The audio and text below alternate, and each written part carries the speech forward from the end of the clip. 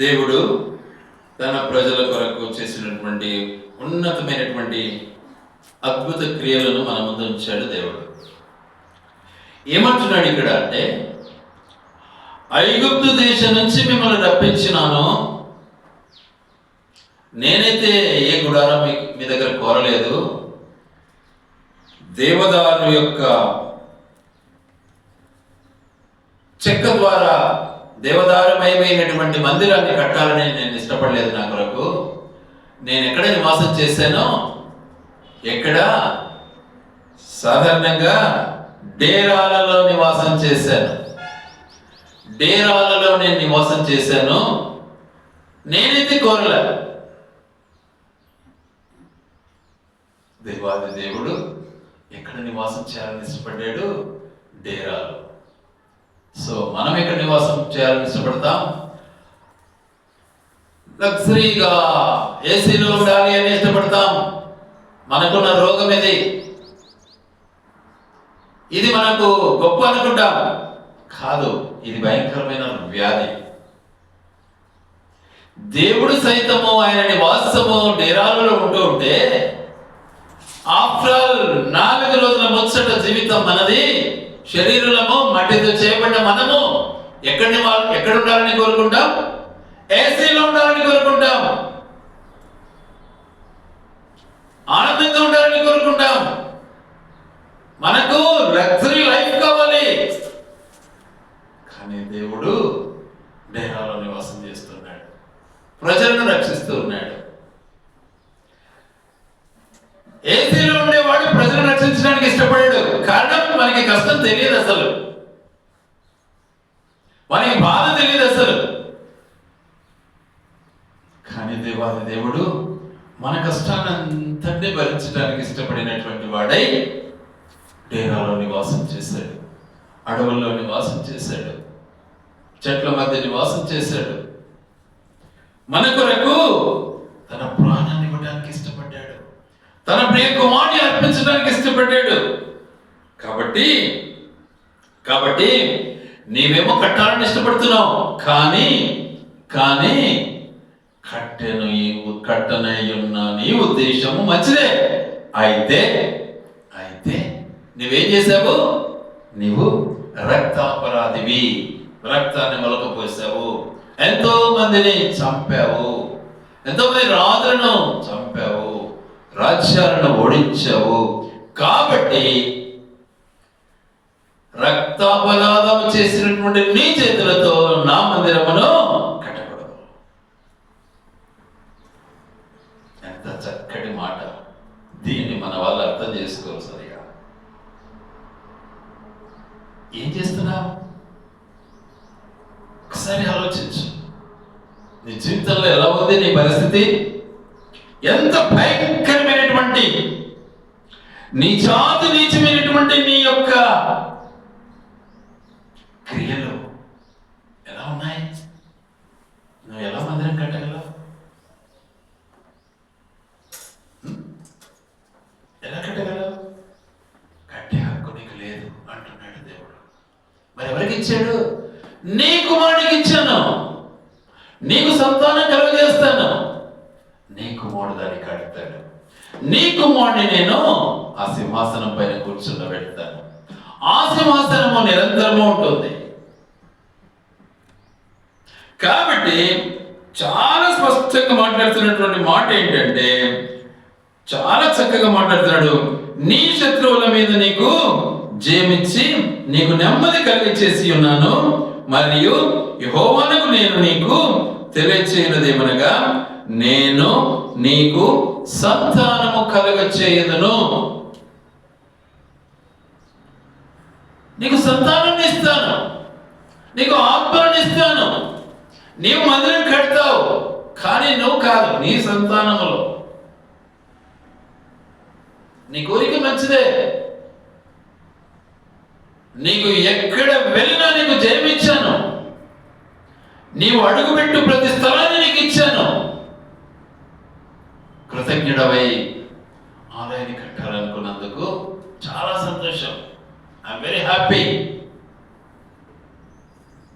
కాబట్టి నువ్వు నా ఇష్టానుసారమే నేను ఆశీర్వదిస్తూ ఉన్నాను.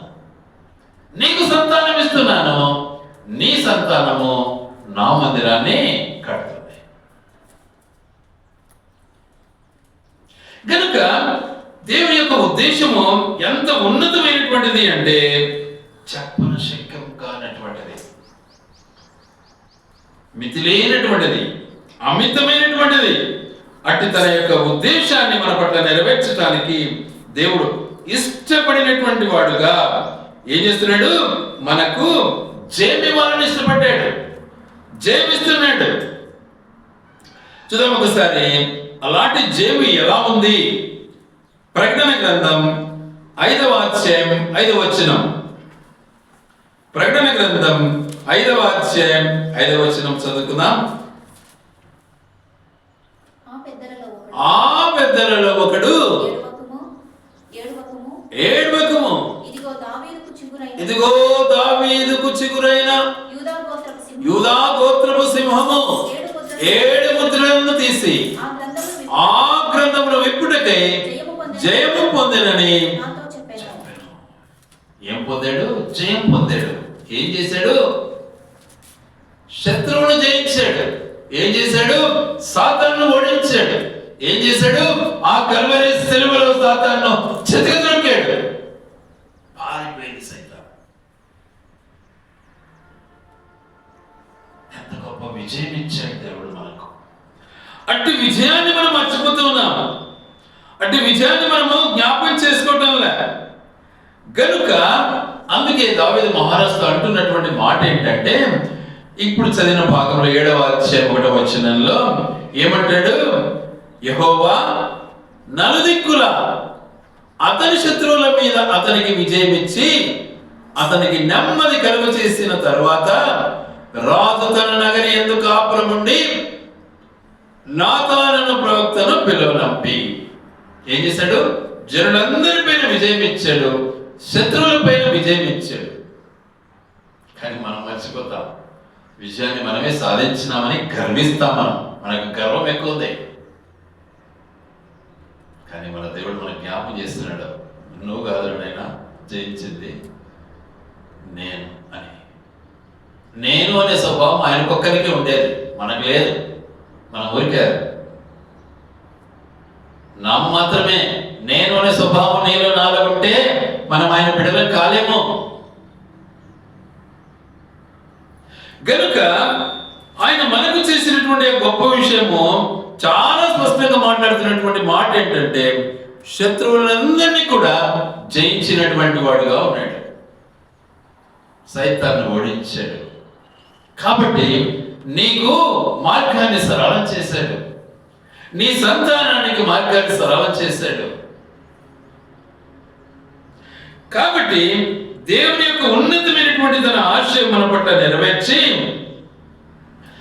తాను ఆయన మూలముగా ఈ లోకంలో మనము పుట్టినటువంటి వారముగా తన సంతానముగా ఆయన ఏర్పాటు చేసుకున్నాడు. నాడు దావీదు మహారాజుకు తన సంతానముగా ఎవరిని ఏర్పాటు చేసుకున్నాడు? సొలొమోను మహారాజును ఏర్పాటు చేసుకున్నాడు. ఈరోజు దేవుడు తన సంతానముగా యేసు క్రీస్తునందు తన కుమారుడుగా మనల్ని ఏర్పాటు చేసుకున్నాడు. ఎలాగా? యోహాను సువార్త 1వ అధ్యాయము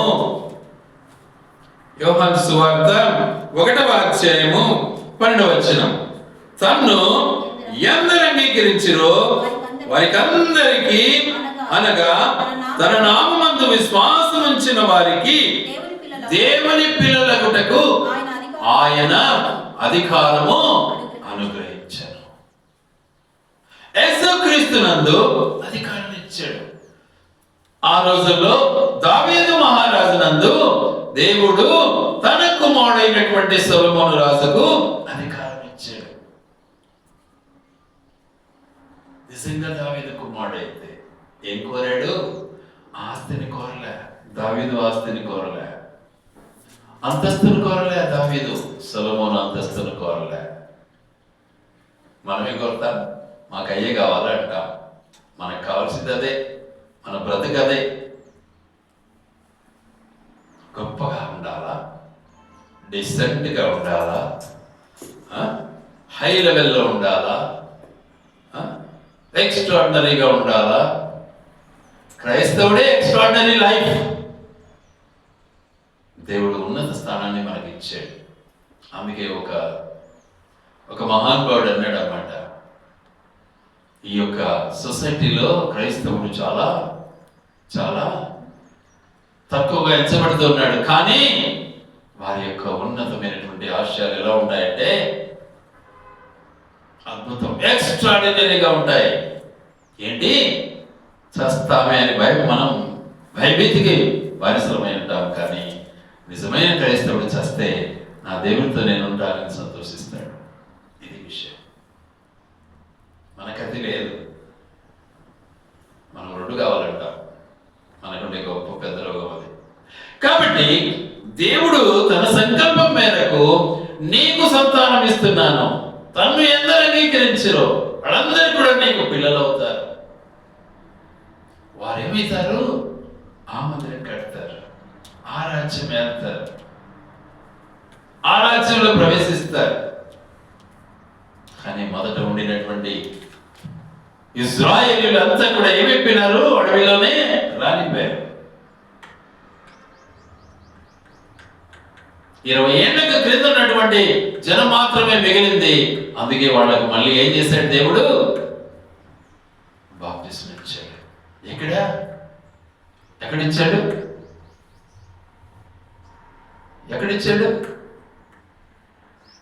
మొదట ఎక్కడిచ్చాడు? ఎర్ర సముద్రంలో ఇచ్చాడు. తర్వాత ఎక్కడిచ్చాడు? యోర్దాను నదిలో ఇచ్చాడు. కాబట్టి మనం ఇవన్నీ మర్చిపోతాం. మర్చిపోయి మాకు అన్ని తెలుసులే అనుకుంటాం. మన బ్రతికి ఎలాంటిది? క్షణభంగురం లాంటిది. గ్రహించమా? మనలో తగ్గింపు అస్సలు లేదు. బైబిల్ చేతిలో ఉంటుంది, అన్నీ ఉంటాయి మనకు, కానీ తగ్గింపు ఉండదు. ఇక దేవుని బిడ్డలు ఎలా అవుతాం? సైతానికంటే మితిమీరినటువంటి వారం అయిపోతుంది. కాబట్టి మన బ్రతుకులు మనం జ్ఞాపకం చేసుకోవాలి. మనకు దేవుడు అనుగ్రహించినటువంటి శత్రువుపై విజయాన్ని మనం మర్చిపోతూ ఉంటాం. ఇంతకు ప్రభుని అంగీకరించావా? ఇంకా నీలో కోపము, ఆవేశము, ఆవేదన ఉందా? నువ్వు సైతాను బిడ్డవే. బైబిల్ పట్టుకోవడానికి కావు. ఓర్పు లేకపోతే, సహనం లేకపోతే, తగ్గింపు లేకపోతే, ప్రేమ లేకపోతే నువ్వెలా?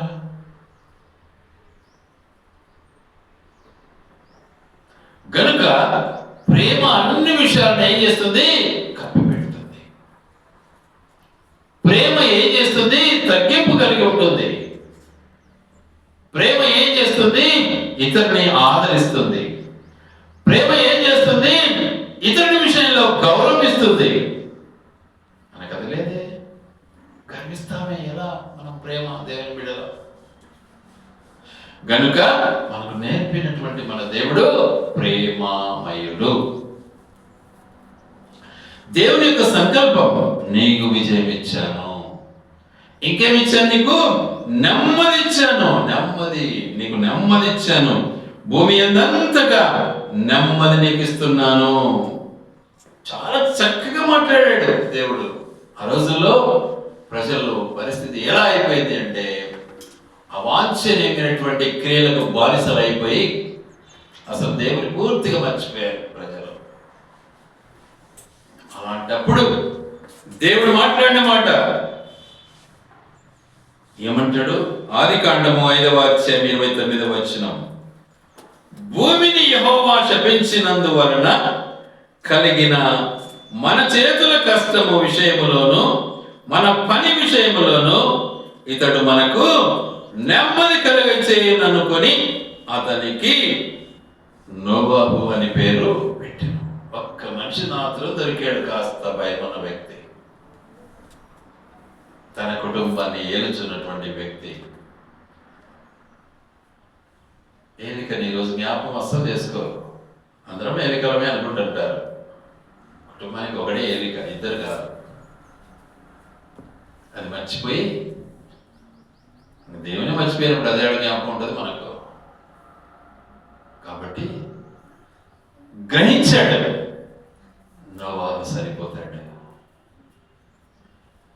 అప్పుడు నెమ్మది కలుగుతుంది అనుకున్నాడు, ఎన్నుకున్నాడు, ఏర్పాటు చేసుకున్నాడు. ఆ పరిస్థితిని బట్టి దేవుడు నెమ్మది వాళ్ళని ఇష్టపడ్డాడు.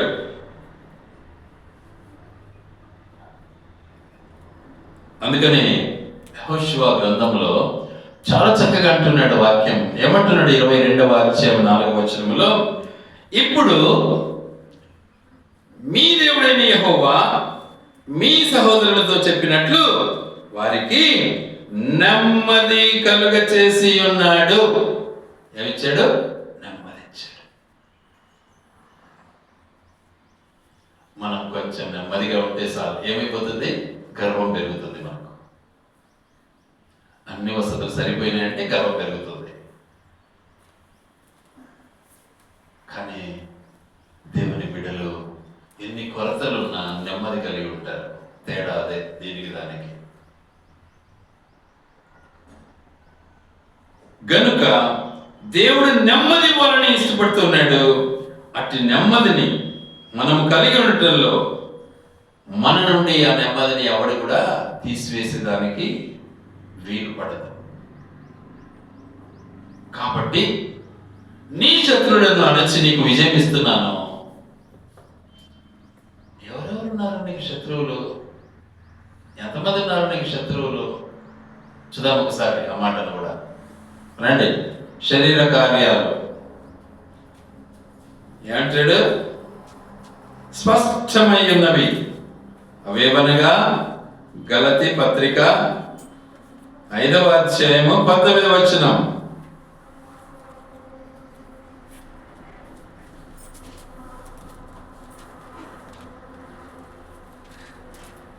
గలతీ పత్రిక 5వ అధ్యాయం 19వ వచనం. శరీర కార్యములు స్పష్టమై ఉన్నవి. అవేమనగా జారత్వము, అపవిత్రత, కామకత్వము, విగ్రహారాధన, అభిచారము, ద్వేషములు, కలహము, మత్సరములు, క్రోధములు, కక్షలు, భేదములు, విమతములు, అసూయలు, మత్తతలు, అల్లరితో కూడిన ఆట పాటలు మొదలైనవి ఎట్సెట్రా ఇంకా ఉన్నాయి. ఇవే కాదు, ఇంకా ఉన్నాయి. అవన్నీ మనలో ఉన్నాయి. శత్రుత్వం కలిగి ఉన్నాం మనమంతా. చూడండి, వీటిలో ఏ ఒకటి ఉన్నా నువ్వు దేవునికి శత్రువు కాదు. ఒకసారి ఆలోచించుకో. అసలు ఉందా నీకు? ఉంది. భేదం ఉందా నీకు? ఉంది. ఏముంది నీకు? అపవిత్రత ఉందా? ఉంది. విగ్రహారాధన నీకు లేదా? భయంకరంగా ఉంది. ఏంటిది? ఇది విగ్రహం. నీ కోరిక నెరవేర్చుకోవడమే నీకు విగ్రహం. భయంకరమైన విగ్రహం. ఉందో లేదో ఒకసారి ఆలోచించుకో. అలాంటి లేని వ్యక్తులను మనం ఏం చేస్తాం? మోటివేట్ చేస్తాం. ఇంకా ఇది బాగుంటుంది, ఇది నీకు బాగుంటుంది, ఇది ఇట్లా అదిట్లా. ఎంత భయంకరమైనటువంటి విగ్రహారాధన. మన కాంట్రాబ్ అవి తొందరగా. ఎందుకు? మనము గుడ్డెలం అయిపోయినాం. చూచుచున్నావు కాబట్టి నీవు గుడ్డెలవే, అంతే. వాడు ఇంతవరకు చూడలేదు కాబట్టి వాడు పవిత్రుడు. నువ్వు చూస్తూనే ఉన్నావు కదా, గుడ్డెనివే. యేసుప్రభు మాట ఇది. కాబట్టి ఇంతమంది శత్రురాజులతో మనల్ని జ్ఞాపకం చేసుకొని మనల్ని విజయాన్ని ఇస్తూ ఉంటే అట్టి ఆ దేవాది దేవుని ఎలా మనం మర్చిపోతాం?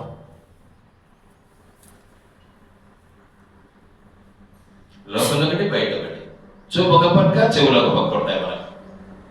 ఏంటి మన బ్రతుకు? ఆలోచన ఒక ప్రక్క ఉంటుంది, చెవులు ఒక ప్రక్క ఉంటాయి,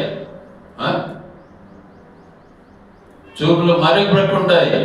ఏంటి ఈ బ్రతుకు? శత్రువులు నిజంగా నిన్ను వెంటాడుతున్నారు లేదా ఒకసారి ఆలోచించుకో. నెమ్మదిగా ఉన్నావా? కానీ నెమ్మది నీకు ఇవ్వాలని ఇష్టపడ్డాడు దేవుడు. నీ శత్రువులను జయింప చేయాలని ఇష్టపడ్డాడు దేవుడు. వీటన్నిటి నుంచి నువ్వు విడుదల పొందాలని దేవుడు ఇష్టపడ్డాడు. నీకు జయాన్ని ఇవ్వాలని ఇష్టపడ్డాడు. జయ జీవితం ఎలా ఉంటుంది? కిందనే ఉంది.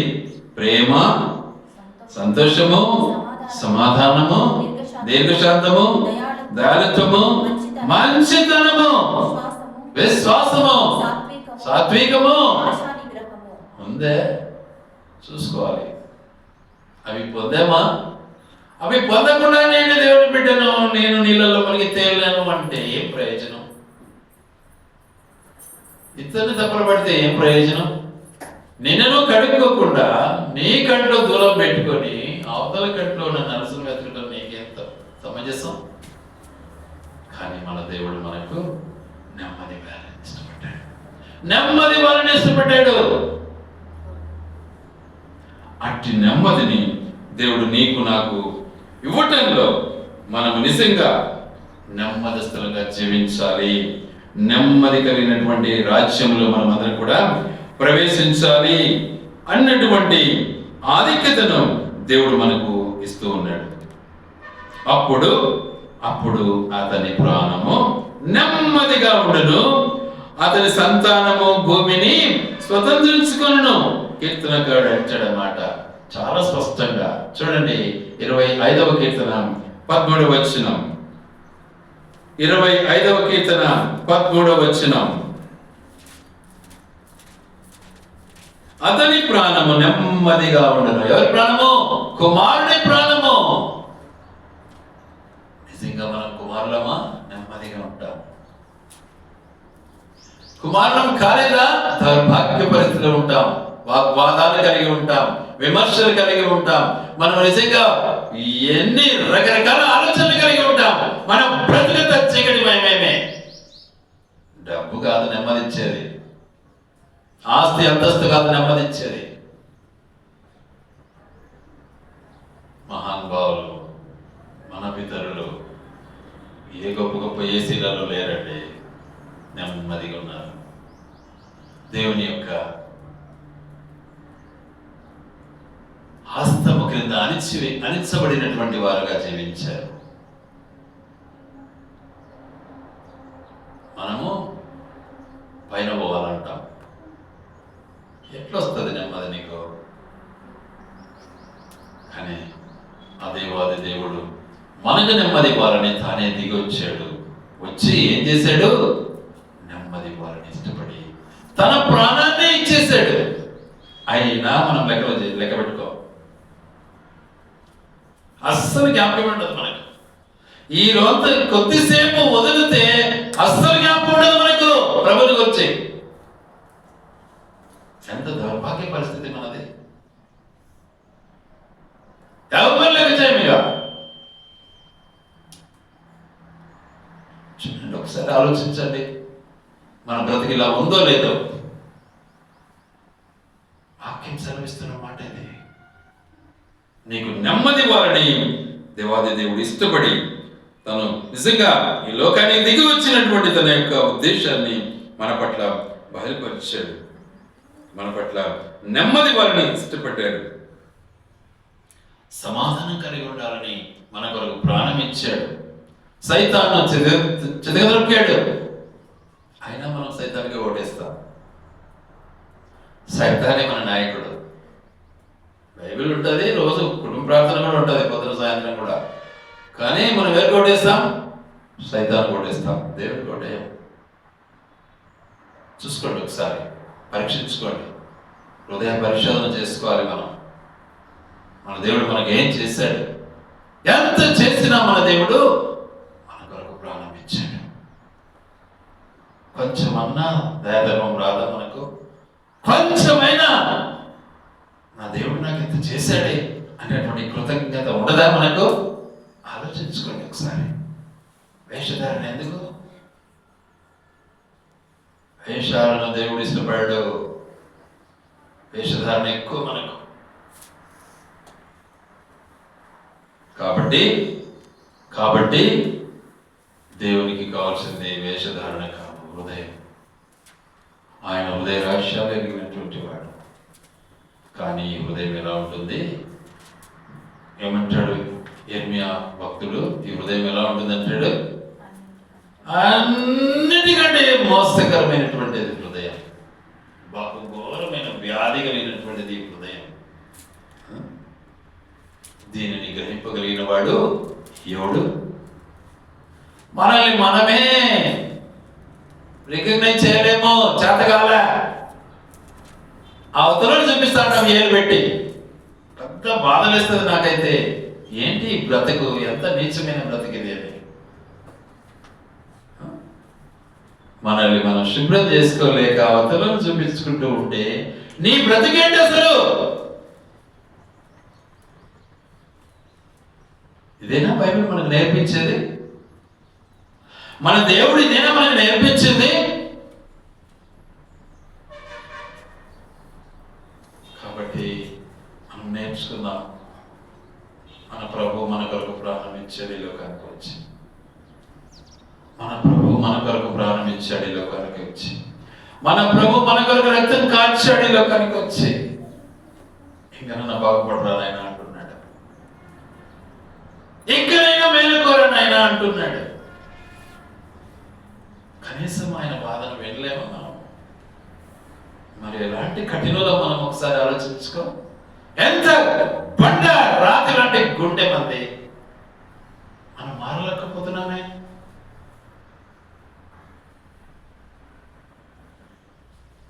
బండలాంటి మొండి హృదయ మూలను మండించు.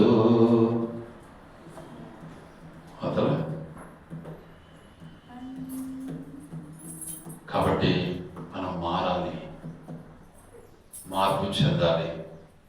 అలా మార్పు చెందకుండా బండలాగా రాయిలాగా మాదే కరెక్ట్ అనుకుంటూ నీ బ్రతుకుతూ ఏదో బైబిల్ చేతిలో ఉంటే భక్తులు కాలేరండి,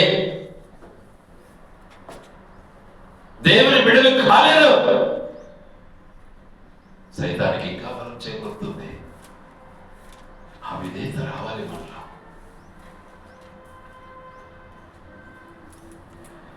కాబట్టి ప్రభువులో మనం కొనసాగటానికి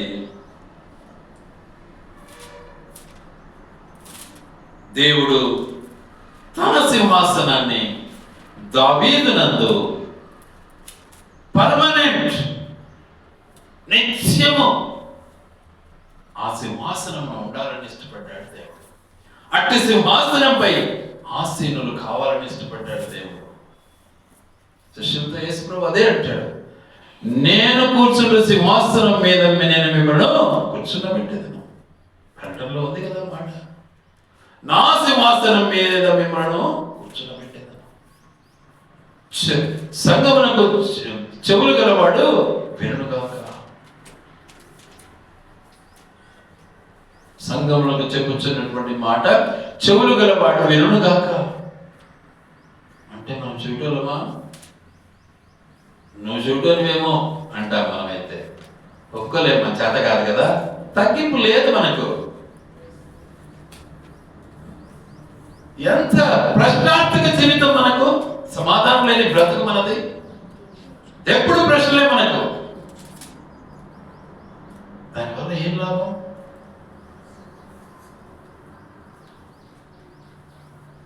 మన దేవుడు ప్రశ్నార్థ కూడా. మన దేవుడు సమాధానకర్త. ఆయన భుజం మీద రాజ్యభారం ఉంది. ఆయన ఆశ్చర్యకరుడు, ఆలోచనకర్త, నిత్యుడకు దేవుడు, బలవంతుడైన దేవుడు, సమాధానకర్త అయిన అధిపతి. అట్టి సమాధానం ఇచ్చే మన దేవుని మనం తిరస్కరించి మనమేలా సమాధానం ఉండగలం? ఎంత నీచమైన బ్రతుకు మనది. దేవుని మాట వినకుండా ఒక్కడు కూడా లోకంలో సమాధానం ఉండటానికి ఉండలేడు.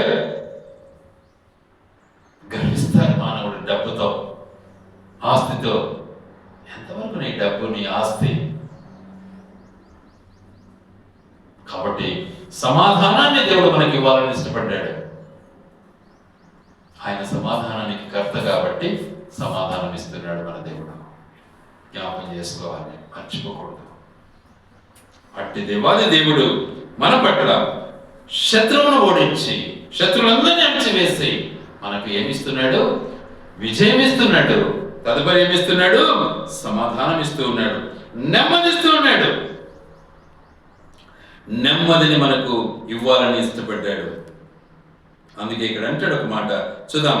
రాజుల మొదటి గ్రంథం 4వ అధ్యాయం 24వ వచనం.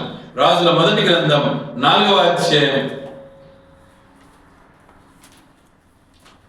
24వ వచనం. 4:24.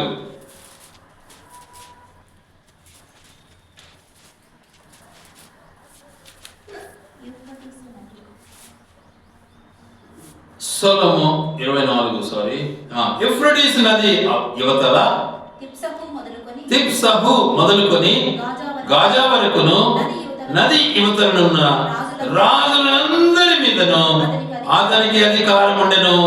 అతని కాలమున నలుదిక్కుల నెమ్మది కలిగి ఉండెను. చూసారా? నలుదిక్కుల నెమ్మది. ఇప్పుడు ఎట్లుంది మన పరిస్థితి? మన దేశంలో నెమ్మది లేదు, మన రాష్ట్రంలో నెమ్మది లేదు, ప్రపంచంలో నెమ్మది లేదు. కారణం దేవుని మాట ఎవడు వినడం లేదు. ఎవరి చేత కాదు నెమ్మది చేయడం. ఏ ముఖ్యమంత్రి వచ్చినా చేయలేడు, ఏ రాష్ట్రపతి వచ్చినా చేయలేడు. కారణం లోబడిన స్వభావం మనది. దేవుడు ఇచ్చినటువంటి ఆజ్ఞకు మనం లోబడడంలే. మన ఆజ్ఞ చలామణి కావాలి అని ఇష్టపడతాం. మనం సమాధానం లేదు.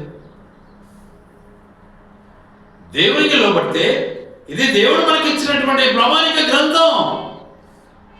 ఇదే మనకు ఆయుధం, ఇదే మనకు మార్గం, ఇదే మనకు జీవం, ఇదే మనకు పరలోక రాజ్యం. దీన్ని మర్చి నీ ఇష్టానుసారమైనటువంటి నీ కోరికలు నెరవేర్చుకోవడానికి ఎలా సమాధానం ఉండగలవు? ఉండలేదు. చెప్తా పోతే గంటలు తరగవు, గంటలు సరిపోవు. ఎలాంటి అసమాధానంలో ఉన్నాం మనం?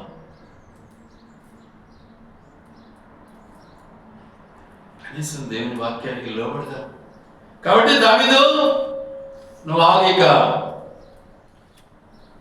దావీదు ఉగ్రుడైపోయినాడు కదా. నేనింతటి రాజునైతే నన్ను కట్టుతానడం ఏంటి పరిస్థితి అన్నాడా? వెంటనే తలొగ్గాడండి. మనం ఏది గర్విస్తాం, నా కథను జరదా నీకు అంట. మనకంటే పెద్ద రోగం ఇది, నీచమైన రోగం. దావీదు వెంటనే తలొగ్గి ఏమన్నాడు? ప్రభువా నీ చిత్తం, నన్ను నువ్వు జ్ఞాపకం చేసుకున్నావు, నా సంతానాన్ని జ్ఞాపకం చేసుకున్నావు, నాకు నిత్యము నిరంతరము సింహాసనాన్ని ఇచ్చావు, నీకు కృతజ్ఞతలు ప్రభువా అన్నాడు. మనం ఆ మాట అన్నాం,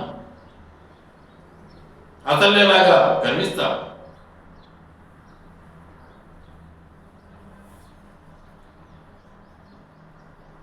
కాబట్టి దేవుడు మనకిచ్చినటువంటి ఈ నెమ్మదిని మనము ఏం చేయాలి? జ్ఞాపకం చేసుకుందాం. ఈ నెమ్మది, ఈ శాంతము మనము నిజంగా ప్రభు వలన పొందినటువంటి వారముగా సమస్తాన్ని బట్టి మనకు దేవుడు ఇచ్చిన సమాధానాన్ని మర్చిపోకుండా దేవునికి కృతజ్ఞత చెల్లిద్దాం. ఎన్ని మేలు చేశాడు ఒక్కసారి జ్ఞాపకం చేసుకోండి. దేవుడు మనకు ఎన్ని శత్రువులను సంహరించాడు మన దేవుడు మన కొరకు. ఎలా మర్చిపోతావు? అయితే మీద బాధలేస్తుంటది. ఎక్కడో కాదు, ఇంట్లోనే. బయట కదా పక్కన పెట్టు, ఇక్కడే లేదు అది. నిజమైన ఆలోచనలోనే. కాబట్టి ఇకనైనా గ్రహించి మన దేవుడు మనకిచ్చిన విజయాన్ని బట్టి, నెమ్మదిని బట్టి, శాంతాన్ని బట్టి, సమాధానాన్ని బట్టి దేవుడికి కృతజ్ఞతమై జీవిస్తాం, కృతజ్ఞత చెల్లించుకుందాం. దేవుడి మాటలు ఆయన వెనుకలో దీవించి ఆశీర్వదించును గాక. ఆమేన్.